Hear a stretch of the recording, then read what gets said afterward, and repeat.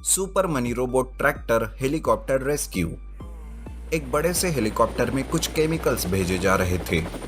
उस हेलीकॉप्टर की सिक्योरिटी पहले से ही बहुत ज्यादा थी, पर फिर भी उसकी हाईजैक होने का या उस पर अटैक होने का खतरा बरकरार था।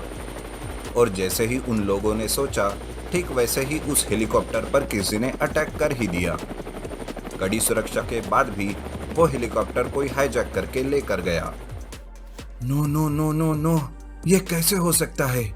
इतनी कड़ी सुरक्षा के बाद भी कोई ऐसा कैसे कर सकता है? जरूर ये कोई घर का ही भेदी है जिसे सारी सुरक्षा प्रणाली के बारे में पता था।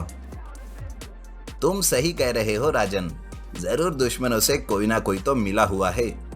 पर फिलहाल हमें हमारे हेलीकॉप्टर और उसमें रखे केमिकल की चिंता करनी चाहिए। उस विभीषण को तो हम बाद में देख लेंगे। अब इस अजीब दुविधा से हमें एक ही चीज बचा सकती है, और वो है हमारा सुपर मनी रोबोट ट्रैक्टर। उनकी टीम तुरंत सुपर मनी रोबोट ट्रैक्टर को तैयार करती है और तुरंत उसे हेलीकॉप्टर और उसमें रखे केमिकल्स को सुरक्षित वापस लाने के मिशन पर भेज देती है। जहां से हेलीकॉप्टर गायब हुआ था, वहां से हर समय उनके कुछ लोग उसका पीछा कर रहे थे। उन्होंने ही सुपर मनी रोबोट ट्रैक्टर को उस हेलीकॉप्टर के लोकेशन की जानकारी दी। जैसे ही रोबोट वहां पहुंचा, उसने हेलीकॉप्टर को यहाँ वहां ढूंढा, पर वो जगह काफी कड़ी सुरक्षाओं से घिरी गई थी। हेलीकॉप्टर उसे कहीं नजर नहीं आ रहा था, पर बहुत सारे हथियारबंद लोग वहां पर तैनात थे और उसे ये भी बताया गया था कि किसी भी कीमत पर उस केमिकल को कोई नुकसान नहीं पहुंचना चाहिए, वरना भारी नुकसान हो सकता था। इसलिए वो बड़ी सावधानी से एक एक करके उन हथियारबंद लोगों को मारने लगा। पर उसे नहीं पता था कि वहां के कंट्रोल रूम में बैठा एक इंसान उसी को देख रहा है। यह मुसीबत कहाँ से आ गई? अगर यह हेलीकॉप्टर तक पहुंच गया तो मेरी सारी मेहनत बेकार हो जाएगी। मुझे किसी भी तरह उसे इस जगह से दूर रखना पड़ेगा। उसने बाहर एक नकली हेलीकॉप्टर का इंतजाम कर दिया था उस रोबोट को बेवकूफ बनाने के लिए, पर वो भी एक रोबोट था। उसे असली नकली की अच्छे से पहचान थी। उसने उस नकली हेलीकॉप्टर को अनदेखा कर दिया और खुद उस जगह से आगे बढ़ने लगा। उसके सुपर पावर्स उसे बता रहे थे कि वो केमिकल और वो हेलीकॉप्टर पास में ही कहीं रखा हुआ है, पर कहाँ वो उसे समझ नहीं आ रहा था। मेरे नकली हेलीकॉप्टर को तो तुमने पहचान लिया, पर फिर भी तुम असली तक कभी नहीं पहुंच पाओगे। तब तक मैं यहाँ पर हूँ।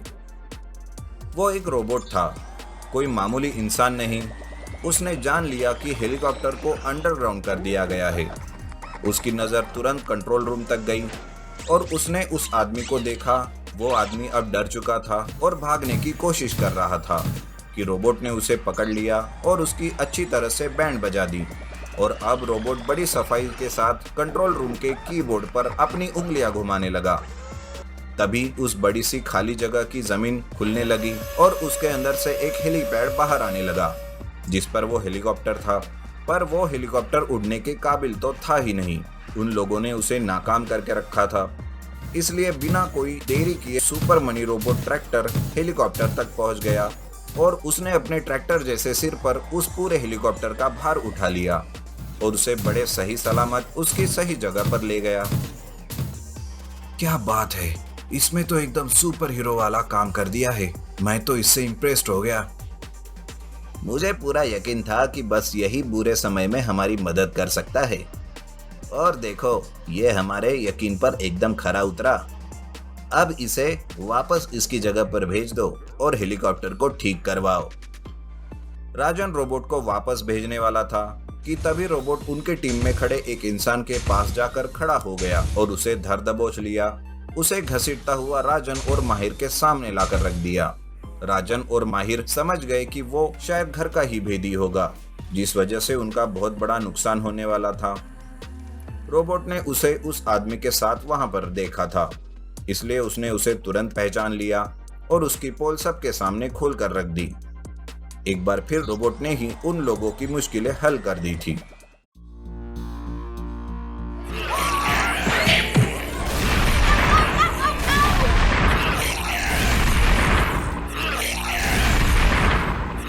JCB robot Minecraft zombie attack.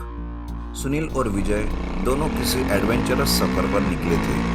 वो हमेशा से ऐसे सफर पर जाना पसंद करते थे और ढेर सारी यादों को जोड़कर रखा करते थे। एक दिन ऐसे ही जब वो सफर पर निकले तो उन्हें रास्ते में एक शमशान भूमि नजर आई। सुनील विजय की ओर देखकर मुस्कुराने लगा। विजय उसकी मुस्कुराहट के पीछे की राज को जान गया। अब मुस्कुराते ही रहेगा या अंदर भी जाकर देखेंगे? चल देखते हैं कौन पहले अंदर जाता है। या इस मुस्कुराहट के पीछे अपने डर को तो नहीं छिपा रहा ना तू? ओहो, डर? और मुझे? भाई मैंने भी कोई कच्ची गोलियां नहीं खेली है। अभी देखते हैं कौन डरता है और कौन जीतता है। दोनों दोस्त अपने बाइक को वहीं पर पार्क करके शमशान भूमि के अंदर जाने लगे। एक अजीब सा सन्नाटा छाया हुआ था वहां, पर फिर भी उन्होंने हार नहीं मानी। ना ही उनके मन में वापस लौट जाने का ख्याल आया। वो दोनों आगे की तरफ बढ़ते ही रहे। अचानक सुनील किसी चीज से टकराकर नीचे गिर गया। उसके गिरने की आवाज सुनते ही सुनील को ढूंढता हुआ उसके पास पहुंच गया। जैसे ही उसे सुनील मिला, उसने उससे अपने हाथ का सहारा दिया और उसे उठा लिया। ठीक तो हो ना मेरे दोस्त? आगे चले या यहीं से वापस लौट जाए? क्यों, क्या ख्याल है? देख, मैं तुझे डरा नहीं रहा, मैं सच कह रहा हूँ। तू मान या ना मान, पर उस तरफ से कुछ अजीब सी आवाजें आ रही है। अगर तू चाहे तो हम वहां चलकर देख सकते हैं। सुनील ने भी मन लगाकर सुना तो उसे भी अजीब सी आवाजें सुनाई देने लगी। वो दोनों ही धीरे धीरे एक दूसरे को संभालते हुए उस ओर बढ़ने लगे कि तभी उनकी नज़र एक गड्ढे पर पड़ी। ऐसे लग रहा था जैसे किसी की कब्र खुली पड़ी हो और उसमें से लाशें गायब हो। दोनों अजीब तरीके से उस कब्र को देखने लगे और एक दूसरे को देखकर वहां से लौटने का इशारा कर दिया और दोनों चुपचाप वहां से खिसक लिए। ये क्या था? कब्र खुदी हुई क्यों थी?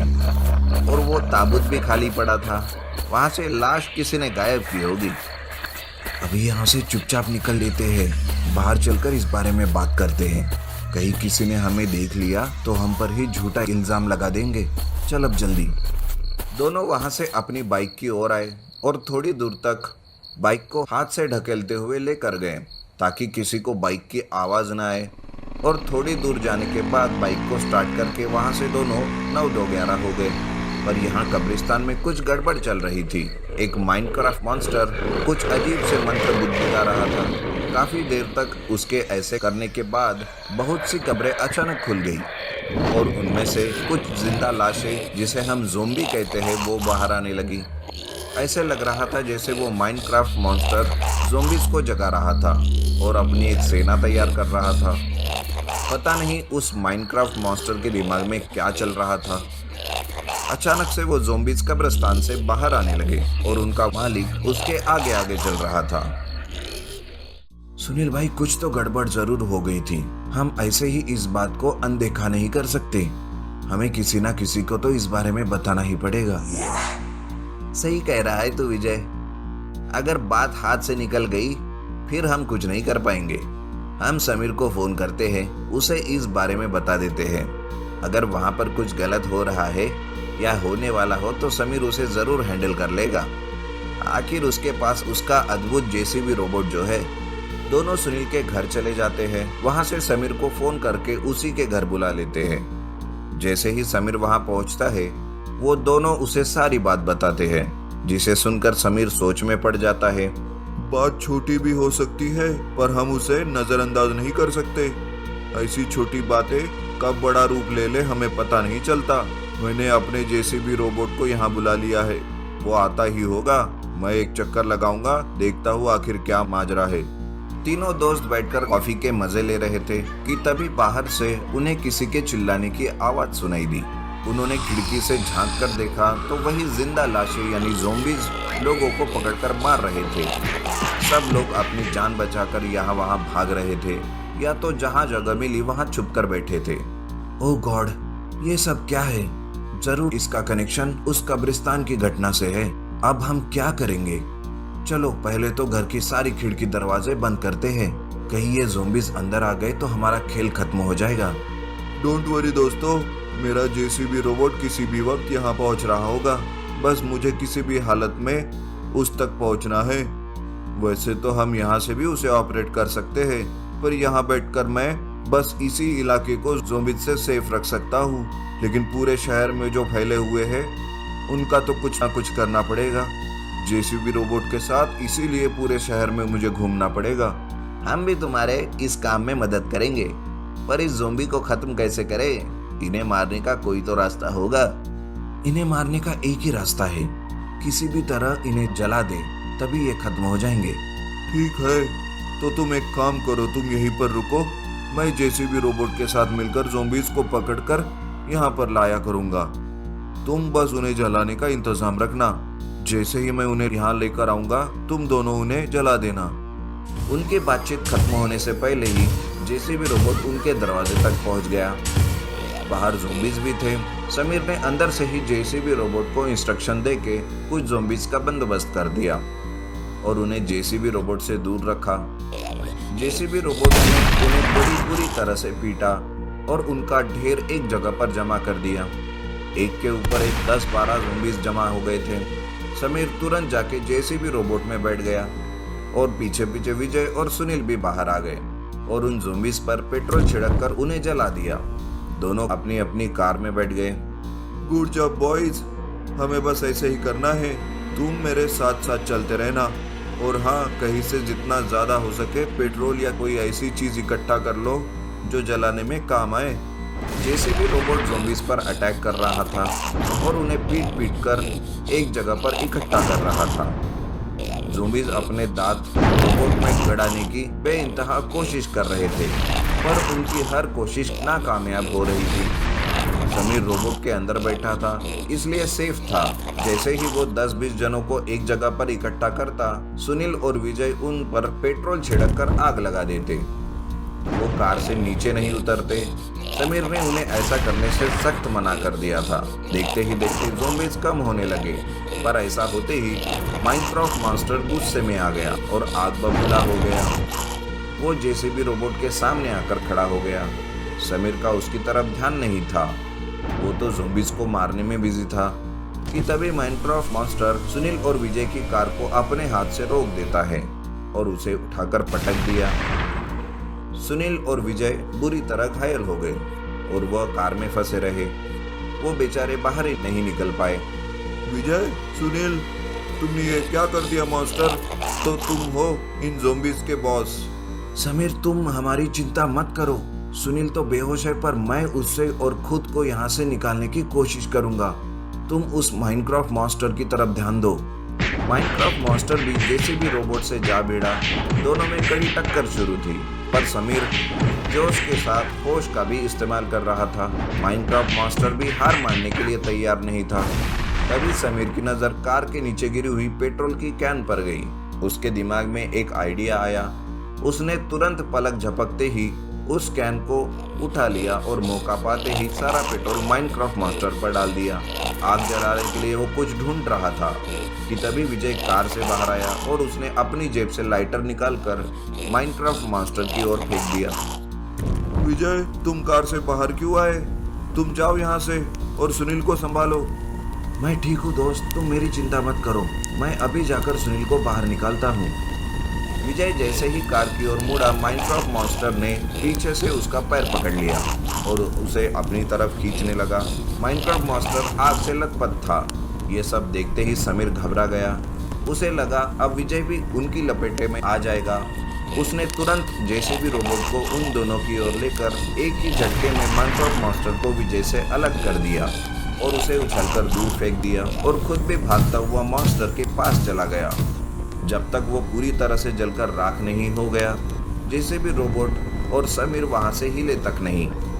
वो पूरी तरह से राख होने के बाद विजय और सुनील की ओर चला गया। समीर, वो मॉन्स्टर कहाँ गया? क्या वो खत्म हो गया या भाग गया? तुमने सही वक्त पर आग जला दी थी दोस्त, इसलिए वो मॉन्स्टर जलकर राख हो गया। अब हमें उसकी चिंता करने की कोई जरूरत नहीं। चलो हम सुनील को अस्पताल लेकर चलते हैं, फिलहाल उसे ट्रीटमेंट की बहुत ज़्यादा ज़रूरत है।